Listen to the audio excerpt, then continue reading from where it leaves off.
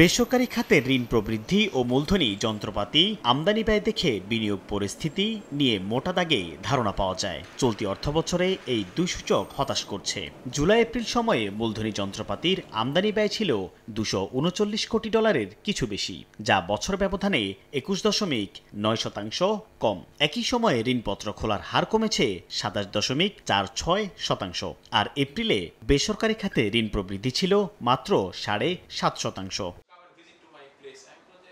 গেল বছরের গণঅভ্যুত্থান ও পরের রাজনৈতিক অস্থিরতা, মূল্যস্ফীতি কমাতে সুদের হার বাড়ানো এবং জ্বালানি সংকটের ফলে মুখ থুবড়ে পড়েছে বিনিয়োগ। এতেই সূচকগুলো নিম্নমুখী জানাচ্ছেন ব্যবসায়ীরা।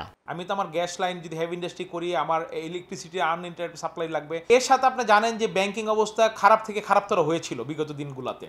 তো ফলে আমাদেরকে যে ইনভেস্টমেন্ট দিবে ব্যাংকগুলো এগুলো আগ্রহী ছিল না। তারা একটা নির্দিষ্ট সিন্ডিকেটের মধ্যে ঋণ বিতরণে আগ্রহী ছিল ওই সময়টাতে। ফলে মূলধনী যন্ত্রপাতি আমরা যেগুলো আমাদের টিকে থাকার জন্য বিএমআরই করতে হয় বা আমাদের পুরনো মেশিন চেঞ্জ করতে হয়, সেই জায়গাগুলোতে আসলে সীমাবদ্ধ ছিল। বাংলাদেশের সামনে বড় চ্যালেঞ্জ 2026 সালে এলডিসি থেকে উত্তরণ।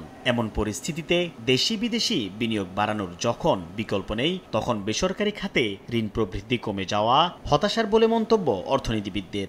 ব্যবসার যে পরিবেশ সেটা আমরা ভালো করতে পারছি না। আমাদের বন্দর সংরক্ষণ অবস্থা বলেন, আমাদের কাস্টমস ক্লিয়ারেন্স প্রসেস বলেন, আমাদের ইনকাম ট্যাক্সেশন ইস্যুস বা কাস্টমসের যে ইস্যু আছে, এগুলোর তো অবস্থা তো পরিবর্তন হয় নাই। কস্ট অফ ডুইং বিজনেসে আমরা গুণগত পরিবর্তন দেখতে পাচ্ছি না। এটার সঙ্গে যোগ হয়েছে ভবিষ্যতের যে অনিশ্চয়তা, সেটা হচ্ছে আমাদের এলডিসি গ্র্যাজুয়েশনের পরে আমাদের উপরে নতুন কোনো চাপ আসবে কিনা। কেন্দ্রীয় ব্যাংকের তথ্য বলছে, চলমান অর্থবছরের জুলাই এপ্রিল সময়ে মূলধনী যন্ত্রপাতি আমদানি করতে খোলা ঋণপত্রের নিষ্পত্তি হার কমেছে 25.5%-এর বেশি।